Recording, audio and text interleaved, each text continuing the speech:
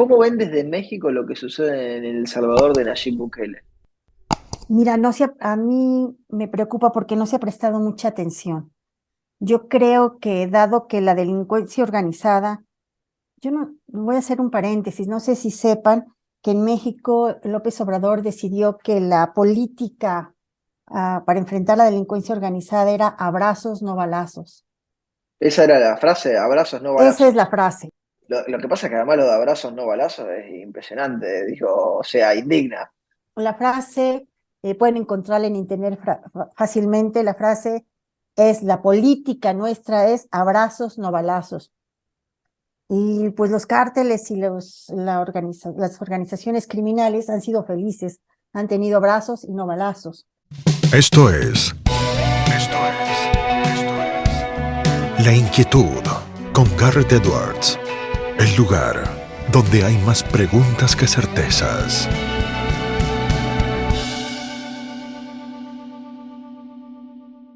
Damos vuelta de página aquí en La Inquietud por CNN Radio Rosario. Tenemos un enorme honor, placer y privilegio. Ella es la directora ejecutiva de Caminos de la Libertad de Grupo Salinas en México. También es periodista y productora. Es no otra que Berta Pantoja, quien tiene la deferencia de atendernos y está del otro lado. Berta, ¿cómo estás? Gartebas te saluda. Arret, muchísimas gracias a ti y a tu auditorio por la invitación. Muchas gracias, Berta, por atendernos, tanto para comentar, tanto para analizar, pero primero te lanzo una pregunta más general para que nos ubiquemos un poco y para que nos compartas tus reflexiones en este 2023 de cómo estás viendo a México en grandes rasgos. México está en una coyuntura muy complicada. A López Obrador le queda un año básicamente de gobierno. El año próximo tenemos elecciones presidenciales. Está haciendo todo para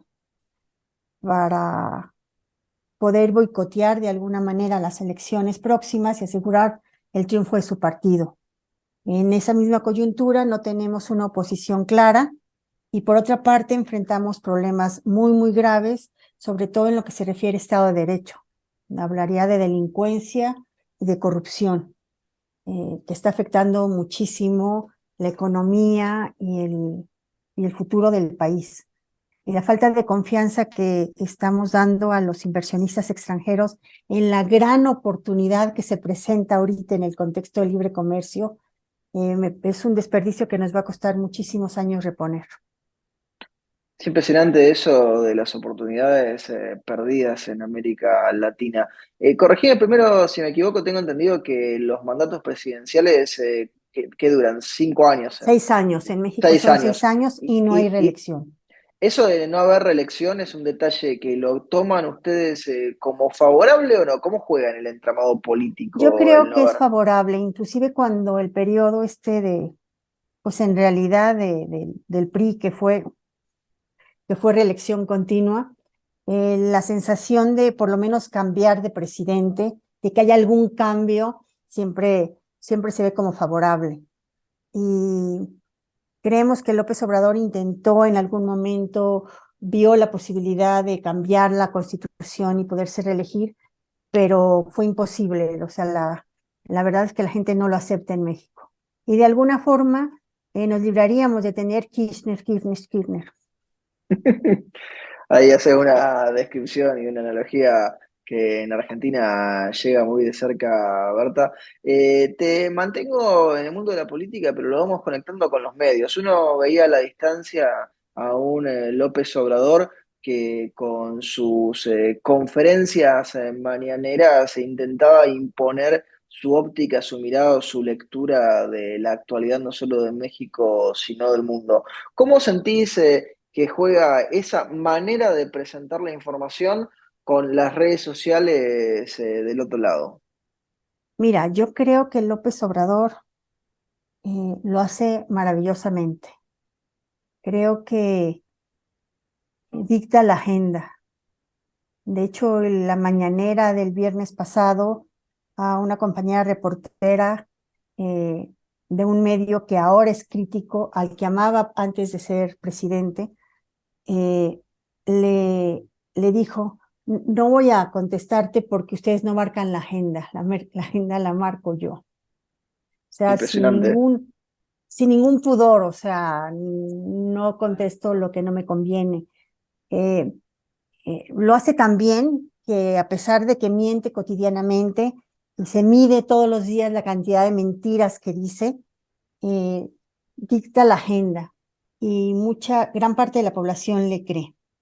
Y hay algunas reacciones en medios, en medios de comunicación y en redes, pero no lo suficientemente fuerte para impactar de alguna manera. Lo que queda claro cuando ves, sobre todo las redes, ves con toda claridad un país dividido en dos, totalmente dividido. Vas dejando ahí varios puntos e hilos para retomar y para continuar, Berta. Te pregunto primero con eso de marcar la agenda, de armar la agenda, porque estás familiarizada por tus actividades profesionales con la obra de Vargas Llosa, quien se ha encargado de echarle el foco a este tema de la discusión por la verdad, por la posverdad, por la desinformación. ¿Cuánto vale la verdad hoy por hoy? ¿Qué es la verdad hoy por hoy para la gente? ¿Qué te parece? Yo creo que la verdad es que actualmente la verdad es lo que uno quiere creer. Yo creo que es impresionante cómo hay cosas que por lo menos a México lo dividen exactamente a la mitad, 48, 40, más o menos. Es decir, es impresionante. Yo creo que lo que para mí es verdad, para otro es mentira, pero para lo que ellos es verdad, para mí es una absoluta falsedad. Creo que en este momento, sobre todo hablando de redes y de medios, la verdad es lo que uno quiere creer. Decías Suena horrible, lo sé. No, no, pero estás describiendo, no estás haciendo ahí un juicio axiológico. Decías un país dividido, una imagen que uno en la Argentina tristemente hace rato conoce, por lo menos de manera anecdótica. ¿Ese país dividido en México permite el diálogo de aquellos que piensan distinto o eso es algo que se ha perdido completamente? Yo creo que eso es eh, de las cosas más nefastas que ha hecho López Obrador. No hay diálogo porque no se argumenta, se descalifica y se insulta. No hay nunca un argumento para discutirlo, para dialogarlo. Nunca se acerca, por lo menos el gobierno federal, nunca se acepta a los otros, nunca se acerca a la oposición, nunca dialoga. ¿Es su verdad o no es, o no existe? Es decir, no hay más. Y la verdad es que cuando no hay argumentos, no hay diálogo posible. Eso es tremendo, pero es algo que lamentablemente me parece que muchos de los que nos están escuchando se pueden identificar y lo pueden reconocer en sus cotidianidades. Ahora bien, con este panorama, con este esquema, ¿van surgiendo en la oposición en México figuras que puedan superar esta situación, que encuentren cierta aceptación social, que tengan una idea de hacia dónde debe ir México? Tristemente no tenemos ni figuras ni verdaderos partidos de oposición. Eh, el que podría tener más posibilidades y el que tiene más aceptación actualmente es el PAN, que va en, que va en alianza con el PRI, su enemigo histórico, y con lo que queda del PRD. Pero en ninguno de los tres partidos yo veo a nadie de oposición. Posiblemente haya alguien que surja en algún momento. La verdad es que es nuestra esperanza, pero no lo conocemos. Y López Obrador provoca y provoca tratando de ver quién va a estar oposición para atacarlo. Y la oposición se ha mantenido en ese sentido una manera sensata, de manera que no ha aceptado decir estos son mis candidatos. Pero López Obrador, bueno, tiene sus famosas corcholatas, que me parece la forma más despectiva de hablar, porque en México una corcholata es lo que cubre un refresco y lo abres y se tira. Ah, sí, la tapita le decimos nosotros.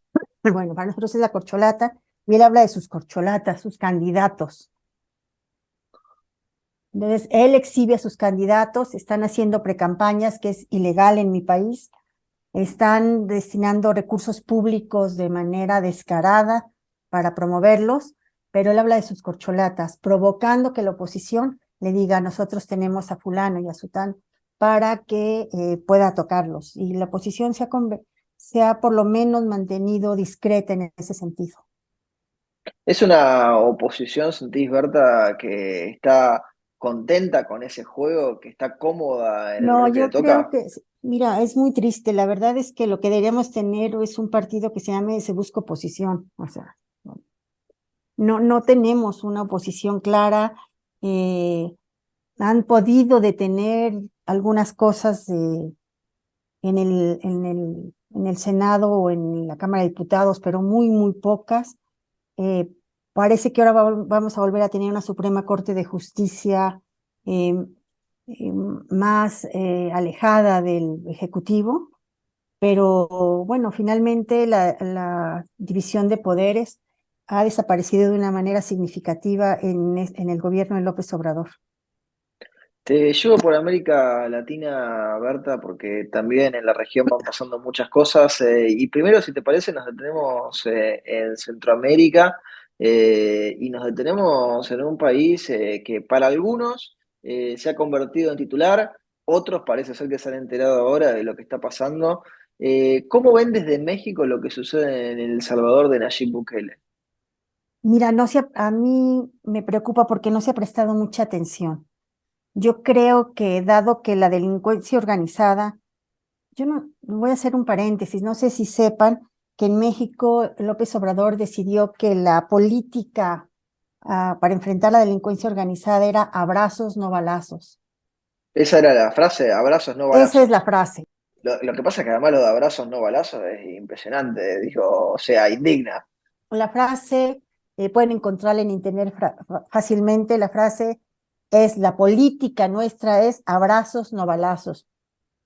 Y pues los cárteles y las organizaciones criminales han sido felices, han tenido abrazos y no balazos. Entonces su poder ha Imaginamos que están crecido de una manera, contentos. sí, pues por supuesto. Entonces la delincuencia ha aumentado de una manera impresionante.